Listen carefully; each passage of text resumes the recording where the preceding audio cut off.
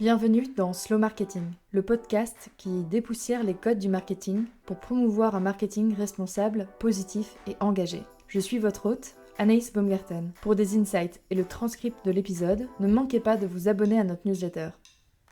Bonjour Nicolas, c'est un plaisir de t'accueillir sur Slow Marketing. Comment ça va aujourd'hui? Bonjour Anaïs, ça va très très bien. Alors, est-ce que tu peux te présenter et nous partager ton parcours? Alors, je m'appelle Nicolas Lambert, j'ai une expertise au croisement du marketing et du développement durable. J'ai sorti un bouquin là-dessus l'année passée qui s'appelle Le marketing va-t-il sauver le monde? Et avant ça, j'ai travaillé au début de ma carrière pendant une vingtaine d'années dans des très grosses boîtes, dans les départements marketing, hein, type Unilever et compagnie. Et puis, j'ai fait un peu de consultance, et puis j'ai eu la chance d'être le directeur de Fairtrade, donc l'organisation qui gère le label du commerce équitable en Belgique, ce qui m'a fait plonger dans le monde du développement durable. Et puis maintenant, voilà, je combine un peu les deux. Donc, j'accompagne les entreprises, je donne des cours, je donne des formations, voilà, sur ce sujet-là. Je me demandais sur ton parcours, comment est-ce que, on passe de Unilever à Fairtrade? Après, je sais que tu as eu des expériences entre les 2, mais c'est quand même un peu le grand écart.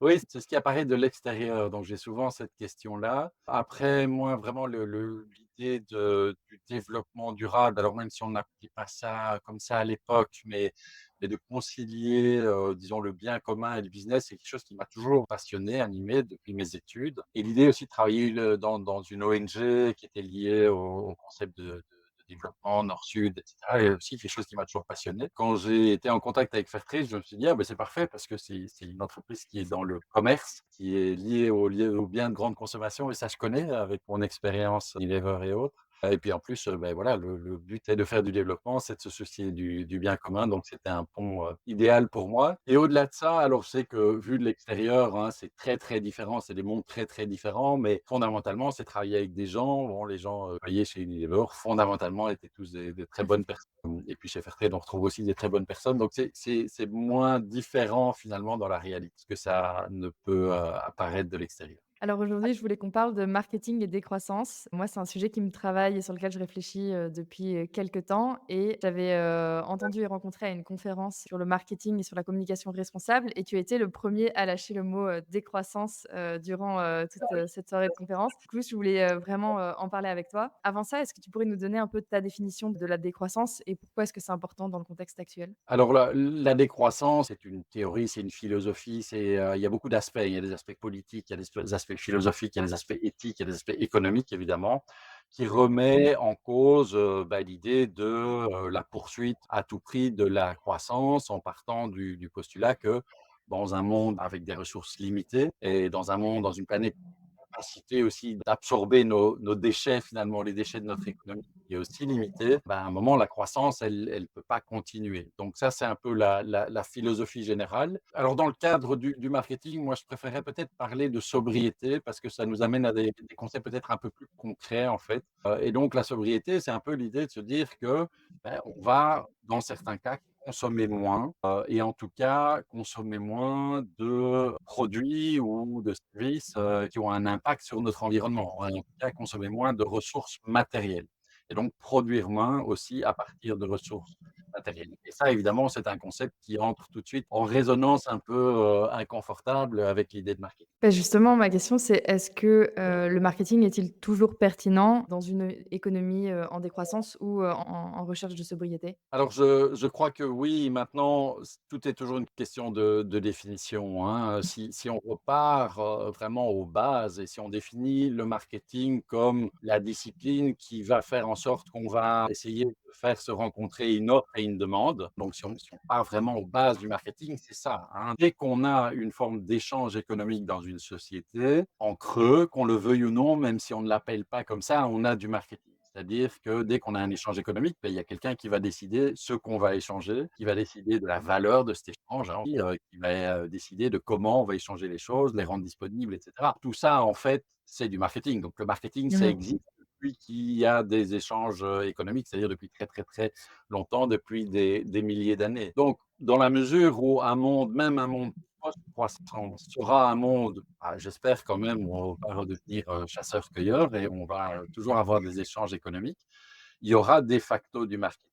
Maintenant, ce sera un marketing qui sera probablement, et je pense, assez différent du marketing qu'on connaît maintenant, et donc ça implique effectivement de repenser toute une, série de choses, toute une série de concepts, C'est assez confrontant pour les professionnels du marketing parce qu'effectivement, quand on travaille dans le marketing, l'idée, c'est quand même très, très, très souvent de faire plutôt de la croissance ou au mieux de rester dans un statu quo, mais l'idée de décroissance, elle est un peu on est un peu en dissonance cognitive par rapport à ça. OK, donc déjà bonne nouvelle, je vais garder mon métier.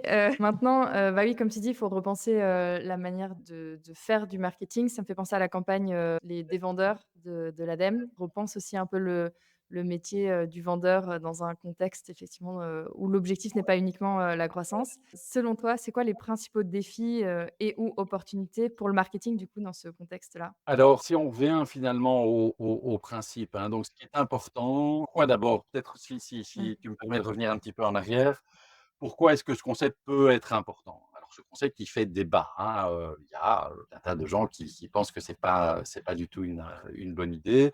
Juste pour poser un petit peu le débat de manière peut-être un petit peu simpliste, hein, mais globalement, bah, on sait tous qu'on doit réduire notre empreinte écologique, Mmh. entre autres, hein, sur la planète. Entre autres, une partie de ça, c'est le carbone, les émissions de gaz à effet de serre, et cetera. Ça, là-dessus, il y a pas débat et globalement, comme, on est des êtres un peu binaires et qu'on aime bien, polariser les choses, il y a des gens qui disent: «Ben, en fait, la façon de faire ça, c'est de, consommer moins», hein, donc on va effectivement produire moins, en tout cas de biens matériels, hein. Et puis il y a un autre camp qui va dire: «Non, non, non, en fait, on va avoir des innovations, de la technologie qui va faire que finalement on va pouvoir produire la même chose, consommer de manière grosso modo assez, similaire, pas changer notre mode de vie, mais on va utiliser de l'énergie qui est plus propre, on va devoir utiliser moins d'énergie, moins de matières premières parce que on va trouver des solutions technologiques pour ça». Donc ça, c'est un peu le grand débat, pour le moment, qui est un débat assez binaire et en fait, bon, les gens aiment bien rester sur leur position, mais fondamentalement, quand on regarde les choses d'un peu plus près, ce qui apparaît, c'est que, en fait, on va devoir faire les 2. Notamment l'ADEME que tu citais a calculé un certain nombre de scénarios qui sont assez intéressants, hein, qui se situent sur cet axe-là et il montre même qu'en fait, une évolution qui serait basée uniquement sur de la sobriété, en fait, elle est très, très difficile à atteindre et elle est socialement compliquée parce que ça voudrait dire probablement aller dans un certain niveau de contrainte qui pourrait mettre, en péril, la paix sociale et cetera. Bon et puis d'un autre côté, si on met, tous nos espoirs dans la technologie, bah, il y a une forme de risque et d'incertitude parce que certaines technologies n'existent pas encore et ensuite, on voit que même si ça nous amène là où on veut au niveau peut-être du carbone, au niveau d'autres impacts sur l'environnement, comme l'impact sur l'eau et cetera, ça va pas vraiment beaucoup nous aider. Donc globalement, comme souvent, hein, c'est un petit peu les 2 mots général, hein, donc c'est-à-dire qu'il va falloir à la fois de la sobriété et à la fois de la technologie et trouver le mix, intelligent entre les 2. Donc je dis ça pour dire simplement qu'on pourrait assez vite évacuer cette histoire et dire: «Non, non, non, la sobriété, moi je veux pas en entendre parler» et cetera. Malheureusement, alors soit on peut dire, «Oui, oui, moi je suis un grand fan de la sobriété, ça va nous rendre plus heureux, donc je suis très content qu'elle arrive». On peut dire: «Non, moi j'en ai pas envie». Je pense que fondamentalement, on n'en a pas tellement le choix. Je crois que c'est un postulat de départ qui est quand même important. Après, ce qu'il faut voir aussi, c'est il faut faire attention de ne pas tomber dans les caricatures. C'est-à-dire que la sobriété ou la décroissance, ça ne veut pas dire forcément la sobriété dans tout, pour tout le monde, et dans tous les contextes, hein. Je sais pas moi, si vous vendez, des légumes, bio, dans une ferme locale, bah, vous allez probablement pas devoir faire de la décroissance. Il faut même bien que vous fassiez un peu de croissance. Si vous vendez des voyages, low cost pour aller faire des city trips, à Barcelone, bah, ça serait quand même plutôt bien que vous fassiez plutôt de la décroissance, hein. Donc on voit que ça ne s'applique pas à tous les secteurs de la même façon, donc il faut là aussi nuancer, et autre nuance très importante, c'est que ça ne s'adresse pas à tous les êtres humains, j'ai envie de dire, de la même façon.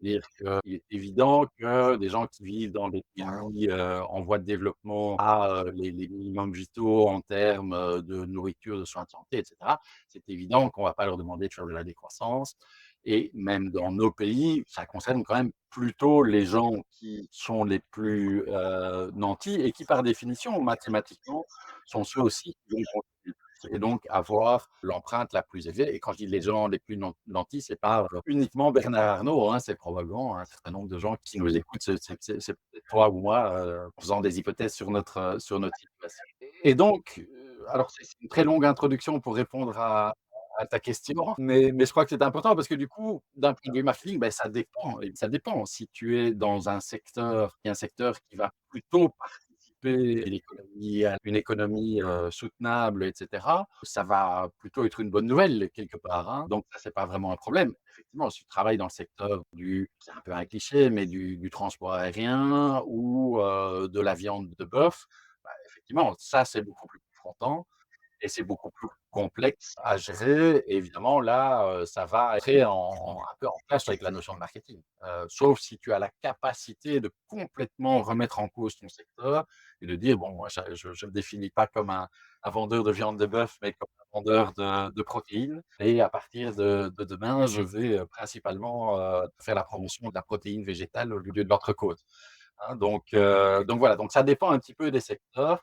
Et globalement, c'est vrai que un mot qui fait un petit peu peur et puis je crois qu'il faut reconnaître que peut-être que pour certains secteurs, ce serait effectivement compliqué et on ne peut pas raisonnablement attendre, que ce secteur choisisse elle-même de disparaître ou de décroître, et cetera, ce qui serait contre leur intérêt à court terme, et donc c'est là que notamment, des pressions extérieures de la société civile ou, des gouvernements, des législations et cetera, doivent aussi cadrer finalement cette transition pour lui permettre de se passer. Parce que malheureusement, si on ne compte que sur le marché, que sur les forces de marché, elle risque de ne pas se passer ou en tout cas d'arriver, beaucoup trop tard ou d'aller, beaucoup trop moins, lentement. Mais aussi de nouveau, c'est comme toujours, hein, est-ce qu'on le considère comme une opportunité d'aller vers autre chose, d'aller vers du mieux, et est-ce qu'on prend une position de leadership là-dedans? Ou bien est-ce qu'on joue plutôt défensif, et qu'on essaye finalement de faire des combats d'arrière-garde pour sauvegarder sa position? Et je crois que c'est ça, c'est cette question-là que les entreprises doivent se poser.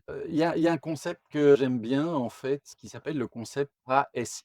Je vais m'en servir pour répondre à ta question, hein. Ce concept, il s'appelle Avoid, Shift, Improve. Et en fait, quand tu veux réduire l'empreinte, mettons l'empreinte environnementale d'un secteur, en fait, tu as ces 3 options-là. La première, c'est avoid, c'est-à-dire de dire: «Bon, on va plus remplir le besoin. Prenons la mobilité, on arrête de bouger». En tout cas, on réduit fortement ses déplacements. Alors ça peut paraître très drastique, mais ça peut être, sympa aussi, hein. Ça peut être dire, «Bon, on va plus au bureau tous les jours et on va travailler 2 ou 3 jours de la maison». Ça peut être sympathique aussi. Donc ça, c'est le avoid. Alors là-dedans, évidemment, ça, c'est à la fois très radical et très efficace en termes, d'empreinte écologique, mais évidemment économiquement pour les entreprises, ça c'est une solution qui est quand même, assez compliquée. Et puis ensuite on a le shift qui est de dire: tiens, on va continuer de satisfaire ce besoin, mais d'une manière qui est radicalement différente avec d'autres solutions». Si je reprends la mobilité, au lieu de prendre la voiture, on va prendre, le train ou le vélo, et cetera. Alors ça pour les entreprises, c'est possible, parce qu'il y a moyen de se réinventer, hein. C'est un peu l'histoire de Herta qui fait du jambon qui peut plus s'appeler du jambon végétal. Mais c'est compliqué parce que ça veut dire souvent, réinventer son business model et puis, quand même, c'est quand même pas rien. Et puis il y a la première option qui est l'option improve, c'est-à-dire je continue de faire ce que j'ai toujours fait, mais je le fais un peu mieux. Donc je vais peut-être faire du jambon, mais sans nitrite, par exemple, ou, jambon bio. Je vais continuer à vendre des voitures, mais ce sera plutôt des voitures, électriques, ce qui est déjà une amélioration. Alors je crois qu'il y a beaucoup de marques, et d'entreprises qui en sont au niveau improve et c'est déjà très bien évidemment, hein, donc on peut pas critiquer ça. Malheureusement, souvent ce sera pas suffisant, et en soi le improve, il est pas vraiment de l'ordre de la sobriété puisque on continue à remplir le même besoin de la même manière, on va juste le faire avec des produits qui ont une empreinte moins. Et donc en fait, c'est pas vraiment un territoire intéressant pour les entreprises, donc là, c'est des pressions extérieures qui doivent jouer. Donc il reste en fait le shift, hein. Donc ça, c'est vraiment, remettre complètement en cause de manière radicale, son business model. Et là, c'est vrai qu'il y a des choses, assez, intéressantes qui se font. Notamment, on voit un certain nombre d'entreprises d'électroménager, par exemple, qui se disent: tiens, on va peut-être gagner notre argent, peut-être plus tellement sur la vente d'appareils électroménagers, on va peut-être vendre des trucs un peu plus solides, hein, qui durent un peu plus longtemps. Mais par contre, on va gagner notre argent sur des abonnements de réparation, par exemple. On va garantir la réparabilité, on va, faire tourner notre modèle comme ça. On peut voir, par exemple, une entreprise comme D'Ieteren en Belgique, hein, qui se dit: «Bon, finalement, vendre des voitures, dans un monde où on va normalement aller vers moins en moins de voitures individuelles, c'est peut-être pas, le business du futur» et qui, commence à, investir dans la voiture partagée, les taxis, et cetera. Donc ils se redéfinissent en fait comme une entreprise de mobilité. Alors à côté de ça, ils continuent aussi à vendre des voitures, hein, mais on voit qu'il y a un certain nombre d'entreprises comme ça qui se remettent assez fondamentalement en question. Maintenant, c'est vrai que c'est pas simple et encore une fois, malheureusement, beaucoup d'entreprises en sont restées au niveau proof, qui est une très bonne première étape, mais je pense qu'il faut les encourager à aller voir plus loin. C'est pour ça que je pense que, de nouveau, faire confiance uniquement aux forces du marché, je dis pas ça, c'est pas un point de vue idéologique, politique, et cetera, mais juste pragmatique. Quand on voit la façon dont fonctionnent les systèmes, je pense que ça suffit pas. C'est pour ça qu'il y a besoin d'avoir un cadre. Ça doit rentrer dans une vision qui est une vision, et là on retombe dessus, éminemment politique, hein. Donc il doit y avoir un cadre général où, quelque part, la société va plutôt inciter, aider peut-être celles qui vont aller vers des business, models plus vertueux, voire pénaliser ceux qui ne le font pas, pour effectivement pouvoir, comme ça, enclencher la machine.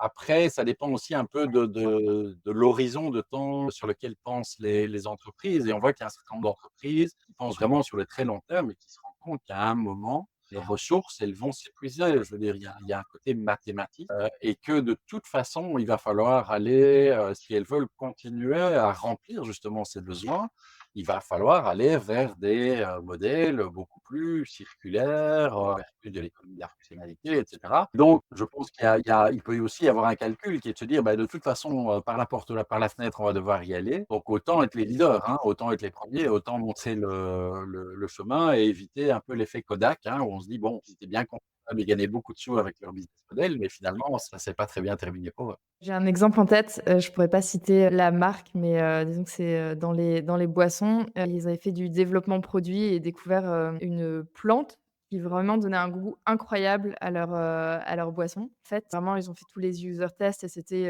le jour et la nuit et au niveau et à l'échelle à laquelle ils vendent, ça aurait pu faire une énorme différence et sauf qu'en fait, ils se sont très rapidement rendus compte que cette plante-là, s'ils décidaient de produire à l'échelle à laquelle ils voulaient produire, bah, en fait, ils auraient juste jamais assez de ressources et ils allaient complètement, détruire les ressources de cette plante et donc du coup, bah, ils ont annulé le projet donc c'est aussi un peu ça en tête. J'ai envie de te poser une question que quand j'ai commencé à réfléchir à ce sujet, donc je te dis ça fait plusieurs mois et c'est une thématique que je ramène souvent à table en soirée, quand, sur le marketing et décroissance. J'ai un ami qui m'avait posé cette question, peut-être un peu naïvement, mais pourquoi est-ce qu'une entreprise choisirait-elle d'investir dans le marketing si c'est pour potentiellement moins vendre? Alors, il faut voir ce qu'on entend par moins vendre, hein. Donc effectivement, si c'est vers le avoid, hein, là, il y a un clash et clairement, je pense qu'il faut oser le dire, c'est antinomique. Donc ça ne l'entreprise, il y a quand même très, très peu de chances qu'elle y aille, d'elle-même, hein. Donc là, il faut être tout à fait clair et tout à fait honnête. Au sein de On a un groupe de réflexion sur, marketing et développement durable en Belgique. En fait, on est souvent d'accord sur plein de trucs, on échange plein de trucs et quand ça commence à parler de décroissance, c'est vraiment compliqué et là, ça devient un peu tendu et je comprends parce que c'est vrai qu'on est dans une forme de voilà, c'est compliqué. Donc dans le void, c'est compliqué. Dans le shift, utiliser moins la sobriété, ça veut pas dire plus de consommation. Ça veut pas dire pas de satisfaction d'un besoin. Ça veut pas dire pas de monétisation de la satisfaction d'un besoin. Ça veut dire beaucoup, beaucoup moins de production, d'utilisation de ressources, matérielles. Et donc ça, c'est important, hein, parce que alors je vais prendre un tout bête exemple. Imagine, une foreuse. Effectivement, si tu vends des perceuses, et demain, tu pourrais passer sur un modèle où tu vends pas des perceuses, mais tu vas louer des perceuses. Je sais qu'il y a des statistiques, hein, mais sur combien de temps tourne une perceuse sur sa durée de vie, mais je crois que c'est du genre quelques minutes, en fait. Et donc, bah, au lieu de produire une perceuse pour qu'elle tourne quelques minutes pendant sa durée de vie, ce qui est quand même un peu idiot, bah, tu vas produire sans doute une meilleure perceuse, plus solide et qui, elle, va tourner des heures et des heures et des heures sur la durée de vie et peut-être que tu vas la louer, en fait. Et on est dans la théorie ici, hein. Potentiellement, en termes de chiffre d'affaires, tu vas peut-être pas y perdre. Qui sait, tu vas peut-être même y gagner, mais tu auras complètement changé ton business model. Donc, c'est là qu'il faut voir. C'est pour ça que je parlais de sobriété. Sobriété veut pas dire forcément qu'il y a pas une opportunité économique Ouais. derrière. Donc ça, et là, il pourrait y avoir un intérêt pour, un certain nombre d'entreprises d'aller vers ce type de, business model plus sobre, peut-être plus vertueux, sans forcément, en tout cas en théorie, perdre leurs clients et quand on se met du point de vue du client, sans non plus, perdre, la fonctionnalité puisqu'on finalement, ce qu'on veut, c'est faire un trou, hein, donc bon, bah, voilà, est-ce que je la heureuse ou est-ce que je la loue? J'aurai toujours mon trou dans mon mur. Oui, ça me fait penser, je sais pas si tu connais la marque 900 Care? C'est une marque française, en fait, ils font que des produits d'entretien et typiquement, au lieu de te vendre une lessive classique, ils vont te vendre une poudre que tu vas mélanger à de Ouais, l'eau, pour que tu aies de la lessive et donc typiquement, ils vendent certainement moins cher, je pense, au litre qu'une lessive, classique. Mais ils ont tout un système d'abonnement aussi qui va faire en sorte que leurs revenus sont peut-être plus,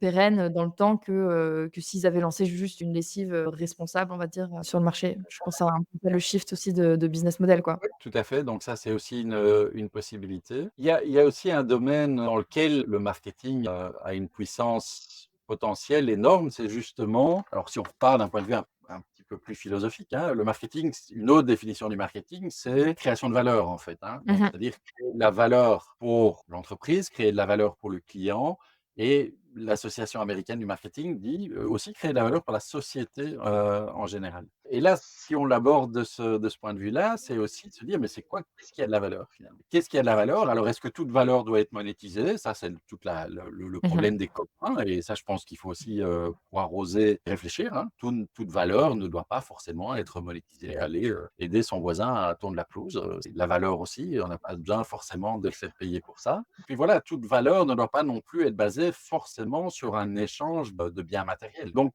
je crois qu'il y a aussi des choses à réimaginer là-dessus et aussi et alors c'est un peu une tarte à la crème, mais imaginaire à créer. On a vécu, depuis, après, la 2e guerre mondiale dans un imaginaire de l'American way of life, de l'accumulation, de biens matériels. Ça a eu plein de choses, il y avait plein de choses sympas là-dedans, hein. Moi, je ne crache pas forcément dans la soupe. On voit que ce modèle n'est pas du tout, durable, mais il y a moyen d'imaginer d'autres projets de société et le marketing, il a quand même une capacité, en tout cas les techniques de marketing, ils ont quand même la capacité de nous aider justement à créer ces imaginaires et ces imaginaires désirables. Je sais plus, j'écoutais, quelqu'un, je crois que c'était un autre podcast hier, qui disait, peut-être qu'il y a 30 ans, c'était très désirable de porter un manteau de fourrure. Hein, Oui. c'était un du symbole et cetera. Maintenant, c'est plus du tout désirable, hein, c'est complètement has-been. Donc on peut imaginer que peut-être demain, rouler dans un gros SUV, à essence, ce sera aussi perçu comme complètement has-been. Donc il y a aussi une responsabilité potentielle, de créer justement des nouveaux futurs désirables et des nouveaux imaginaires. Ça répond un peu à ma question suivante, mais j'ai quand même envie de la poser. Le marketing est souvent considéré comme un bullshit job et pas mal décrié, hein. Je pense que tu as dû déjà aussi avoir dans ta vie des remarques sur, «Ah mais toi tu fais du marketing en levant les yeux au ciel». Est-ce que tu as déjà du coup, un peu exploré cette réflexion dans ton travail ou dans tes écrits sur, comment le marketing peut se réinventer pour être vraiment plus essentiel et aligné avec, cette transition, environnementale et sociétale, qu'on doit faire aujourd'hui? Alors oui, je pense qu'effectivement, en écoutant des professionnels du marketing, alors peut-être pas en public, hein, mais quand on les a un peu en privé, c'est vrai que, ils sont pas mal à aussi se poser des questions et à se poser la question du sens. Surtout dans des économies, comme les nôtres ou qui sont globalement assez saturées, où on se bat pourquoi? Enfin, pour gagner un demi-point de part de marché à gauche, à droite, à quoi ça sert? Et en déployant des efforts d'imagination et de travail absolument dingues. Maintenant, de nouveau, si on redéfinit le marketing, la chocolaterie Galère, elle a proposé le mot marketing, non plus de OK. département marketing, ils ont un département marketing et en fait, c'est quoi la marketing? Beh, c'est le marketing, sauf qu'on ajoute dans l'équation, le bien commun, en fait, hein et on dit: «Beh, comment est-ce que l'organisation, l'entreprise, beh, bien sûr qu'elle va répondre à un certain nombre de besoins de ses clients. D'abord, elle va faire ça de manière bienveillante et pas de manière prédatrice et elle va aussi inclure dans l'équation le bien commun, et donc on devient aussi des créateurs de valeurs partagées, en fait, de valeurs communes et de valeurs sociétales. Alors c'est un peu copernicien, hein, comme révolution. Ça a l'air simple comme ça c'est tu le dis en 2 minutes, hein, c'est vite dit. Mais en réalité, c'est vraiment pas évident du tout et on n'y est pas, hein, on n'y est pas encore, mais ça peut être vachement intéressant parce que du coup, je me dis: «Bon, toutes ces connaissances que j'ai, toutes ces techniques que je connais pour comprendre les gens, avoir une empathie pour eux, comprendre ce qui les anime, bon, il faut pas se le cacher, influencer leur comportement et cetera. Beh, si je mobilise tout ça pour aller vers du mieux, bah, tout à coup, ça devient vachement intéressant, quoi. Ça devient plus intéressant que se dire: «Je mobilise tout ça pour aller gagner 0,3 points de part de marché, sur mon concurrent l'année suivante», quoi. Ouais, puis ça devient aussi un peu plus intéressant pour les professionnels qui font ce métier-là, quoi. Ça apporte un peu plus de sens. Tout à Mmh. fait. Après, c'est confrontant et c'est difficile, hein, parce que ça implique vraiment de se mettre dans une posture qui est très différente et alors ça marchera évidemment que si, l'ensemble de l'organisation, de la société, si on parle de CEO en incluant, les actionnaires, sont alignés vers ça. Sinon, on va juste se battre contre les moulins à vent. Oui, le marketing peut pas faire ça tout seul dans son coin. J'avais envie de te poser une question pour faire un clin d'œil à ton livre. Selon toi, est-ce que le marketing peut-il vraiment sauver le monde et si oui, de quelle manière? Alors, non, c'est la réponse. Non, sérieusement, alors évidemment pas tout seul, hein. Le marketing, moi je me suis penché sur cet objet-là parce que je le connais, mais c'est qu'une discipline parmi, plein de disciplines. Les défis auxquels on est confronté en tant que société, ils sont, politiques, philosophiques, économiques, spirituels, donc ça dépasse très, très, très, très largement ce cadre-là. Mais bon, ça veut dire que tout doit quelque part être mis en cause, donc aussi, le marketing.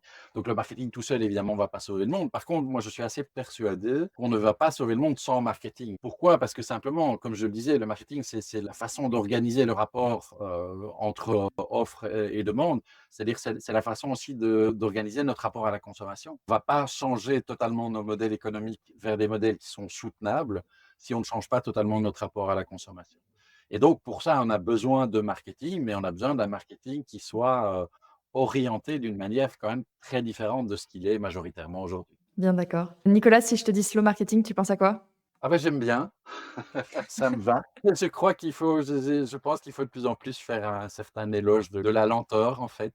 On a des sociétés qui vont à 2000 à l'heure, qui ont besoin un peu de ralentir pour retrouver justement un peu de sens commun. J'ai une petite anecdote, en fait, alors c'est totalement anecdotique, mais il m'est arrivé de tester, récemment un site d'achat de vêtements en ligne, alors qui se disent durables, j'ai pas été vérifié. Bon, j'ai essayé. Alors, c'est des gens qui ont un chouette principe qui est que alors c'est très connu, hein, mais ils précommandent, en fait. Donc ils Ah nous oui. fabriquent de pièces qui sont à peu près sûres de vente, comme ça il y a pas de Mmh. reste. Donc résultat, on commande et puis on reçoit, 2 mois après. C'est assez chouette, en fait, parce que, je me rends compte que je suis beaucoup plus attaché à ces vêtements-là qu'à ceux que j'aurais été acheter, au magasin du coin. Parce qu'il y a, j'ai l'impression un peu de les avoir mérités, de les avoir entendus, il y a ce côté anticipation. C'est un peu à ça que ça me fait penser. Et donc voilà, c'est comme on est plus attaché à un objet qu'on a fabriqué soi-même, un plat qu'on Mmh. a cuisiné soi-même qu'à quelque chose qui est, vite fait, souvent mal fait et cetera. Donc voilà, moi ça me plaît assez bien cette idée de slow marketing. Ouais, je vois bien le parallèle, on va faire plus attention à quelque chose, oui, effectivement, qu'on a fabriqué ou qui est plus rare, qui a été fait main ou qu'on a mis du temps à avoir, que si on peut, acheter cette chose-là, la racheter, la remplacer, sans trop y penser, Oui, c'est retrouver le sens de la valeur et pour moi, il y a une dimension qui est essentielle, qui est une dimension de plaisir aussi, hein. On dit souvent les 3 P du développement durable, c'est people, planet, prosperity. Moi, je dis toujours: «Il faut rajouter pleasure».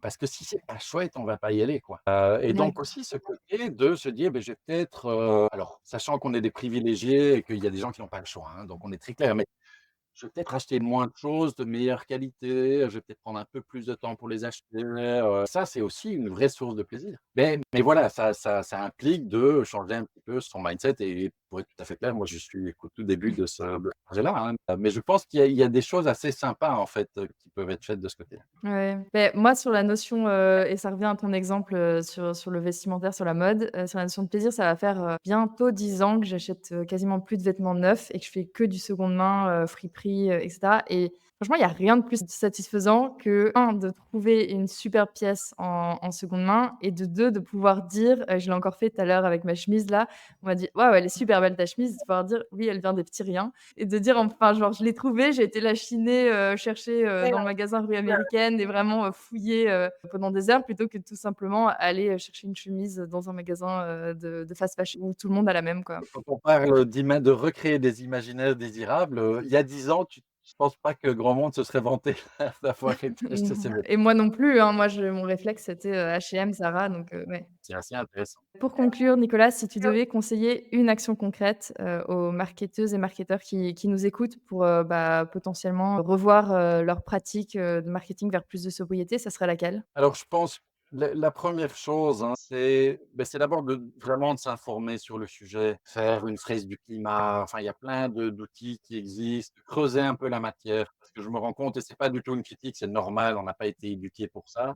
Souvent, le niveau de compréhension des enjeux, pas forcément là. Donc souvent, on en reste à un niveau un petit peu superficiel de: «Bah oui, il faudrait bien faire quelque chose», mais souvent, et c'est normal, hein, notre cerveau est fait comme ça, on a du mal à envisager l'ampleur, en fait, des changements qui sont nécessaires. Mmh Donc je mh. pense que s'informer, se former là-dessus, c'est pas mal. Et puis après, j'ai peut-être un petit outil pour eux, que j'ai développé, qui s'appelle 15 leviers pour un marketing plus durable, et qui répond un peu à cette question. Parce que je rencontre souvent des gens qui disent: «Bah oui, moi je veux bien, c'est chouette ton truc, mais par où je commence, quoi?» Et là, j'ai développé un petit modèle très simple, hein, où il y a 15, c'est comme 15 bouts de ficelle sur lesquels on peut tirer, et puis après pour aller dérouler une pelote, et qui sont des points de départ, en fait, pour agir dans la bonne direction, disons, quand on est dans une fonction de marketing. Ce modèle, il est disponible, il peut être téléchargé sur mon site web, gratuitement, donc voilà, j'ai rien à vendre. Et donc ça peut éventuellement vous aider. Trop bien, je mettrai le lien dans les ressources, de l'épisode. Merci beaucoup. Et surtout, merci beaucoup pour cet échange, Nicolas, c'était passionnant. J'ai appris plein de choses et ça m'a permis d'encore faire avancer cette réflexion sur, marketing et décroissance. Donc, vraiment merci. Ah bah, ouais, écoute, merci à toi et bravo pour ce que tu fais. C'est tout pour aujourd'hui. Rendez-vous dans 2 semaines pour un nouvel épisode. Si tu ne veux rien louper, abonne-toi à la newsletter ou à mon profil LinkedIn, Anaïs Baumgarten. Tous les liens sont dans la description. Merci pour ton écoute et à très vite sur Slow Marketing.